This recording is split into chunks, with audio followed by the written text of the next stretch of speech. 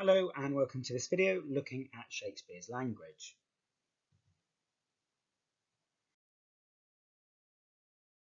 Now we all know that Shakespeare's language is very different to our own language, and there are some similarities, but it does sound a little bit strange sometimes when you first hear it, and it does take a bit of time to get used to it.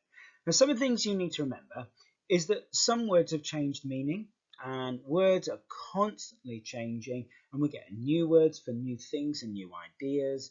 If we think about it, Wi-Fi is a word that's only been around with us for the last couple of years. They wouldn't know in Shakespeare's time what Wi-Fi meant or even understood it. So you can see how language is always changing all the time. So there are words that have changed their meaning or we use different words.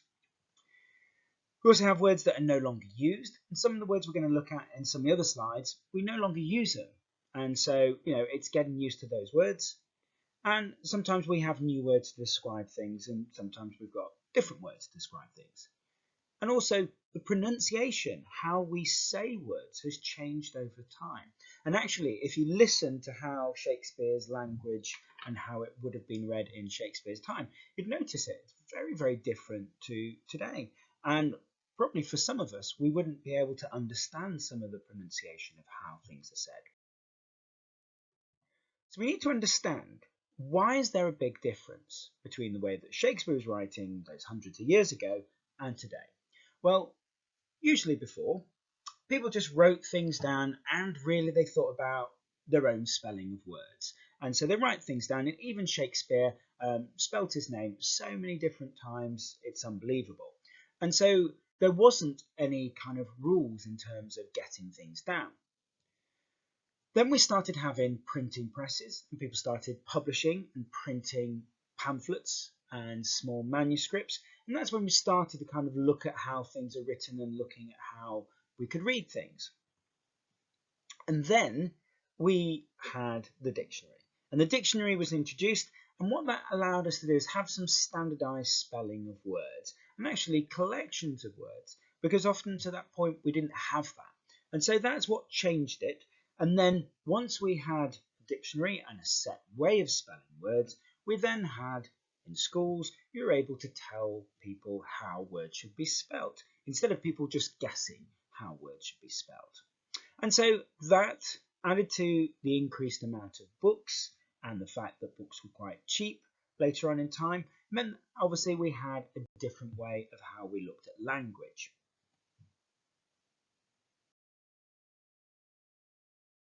So if you can have a look here are two examples of some old text, and you can see this is something that's been printed. You can see that some of the language is very different and how it's changed. And if you have a look, you can have a look at some of the S's. Okay, if you look at the quite closely, you can see that quite different. And you can see, I don't know if you can see here, that you can see you've got this word here, parent strife. And if we look at that, the S's look like F's. And so our standardization of letters as well changed over time. But that kind of gives you an idea of how language has changed. So I'm going to give you a quick little test and get your brain working to think about how language has changed. So these are some words that we don't tend to use now. Okay, and they're words that would be quite familiar in Shakespeare's time. So what I'd like to do is just pause the video, and when the timer symbol disappears, then you'll know when it's ready, and you can obviously in that time you can jot down what you think those words could mean. And they're phrases that we'd use nowadays. So just pause the video now. Okay, let's go through some ideas, and you'll see a lot of these words in Shakespeare's plays again and again. So canst means can. Durst means dare to. Hath, has. And betwixt means between. Thee, you. Thou, you. Yon, there. Yonder, over there. Now you can see some connections between yon and yonder. Doth, does. Ist, is it. Quoth, says. And thine, yours. And you can see that a number of these words relate to you, and we're going to come to this in a second. Now we know in French that in French the context, the situation affects the way that you speak. So we know that in French you use tu for one person, and if you know a person really, really well. We also know in French that if it's more than one person, you use vous, and if you don't know the person, then you also use vous. And so the way that you use this form of you depends on who you're talking to and the situation. Do you know this person really, really well, and how many people you are talking to? Now, this little rule happens in French, and it happens in quite a few other languages, is that there are tiny little rules that influence the way that we speak and the way that we talk. We have this in the English language, and we had it with thee and you. And we had two different ways of saying you, which is very much like the French way of tu and vous. So if we think of thee was very much the tu form.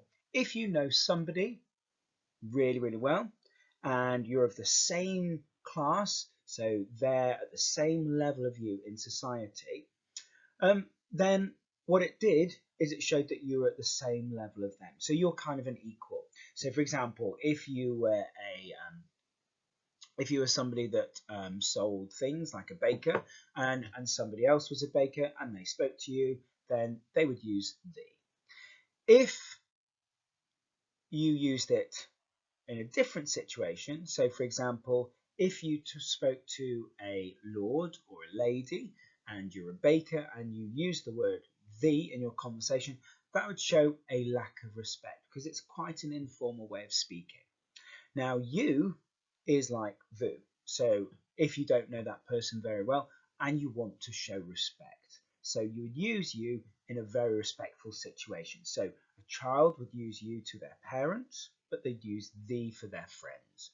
Or if you were speaking to somebody, like I was talking to the head teacher, I would use you because they've got more power than me, so I'd speak to them differently. Now, Shakespeare uses this rule again and again because it was a common thing that was happening in Elizabethan times.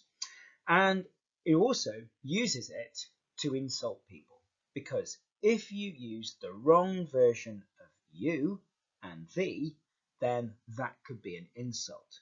So if I'm talking to somebody with power and I use thee, it's a very, very sneaky and subtle way to insult that person. And vice versa. And it can show a kind of a lack of respect. You could also use you, the more formal thing, to be quite sarcastic as well. And you can use it even though you know somebody is a lower class than you, you can refer to them as you and you can be sarcastic. So that little rule exists in Shakespeare's play and in Elizabethan times, and it's a subtle little rule. So have a look at you and have a look at thee and look at how these two different forms of you are used. Okay, we're going to have a look at two examples. Both of these are from Romeo and Juliet, and you don't really need to know the story to get the idea here, but we're just going to go through it. So if we look at this situation here, we've got Tybalt. Tybalt doesn't like Benvolio. Okay, they're part of a group of teenagers who've been fighting, and they don't like each other. And Benvolio and Tybalt uses the informal thee to refer to Benvolio as kind of as an enemy. So what we could say is that they're using the informal you. And so it could be that Tybalt is trying to insult Benvolio by saying he's a lower class than him by using thee. It's not in this situation because they're not friends. They wouldn't use it in terms of a friendly, we're really close friends. But they're using it here to kind of show that he thinks he's beneath him. He doesn't like Benvolio. And so he's very, very simply using thee. Okay, if we have a look at Paris. Now, Paris wants to marry Capulet's daughter, Juliet. And so here he uses a very, very formal you. So, of honourable reckoning are you both, and pity 'tis you lived at odds so long, but now, my lord, what say you to my suit? And you can see, you. He thinks he's lower than Capulet, the father, and so he's being respectful. And that you there is respectful. And we can see that also because he says, my lord.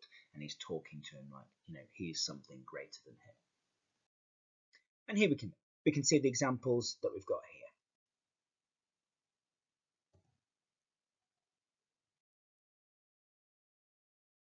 here. Okay, quick little knowledge check. So pause the video, see if you can answer these questions. If you can't answer these questions, then watch the video again and make sure you do know these answers to the questions.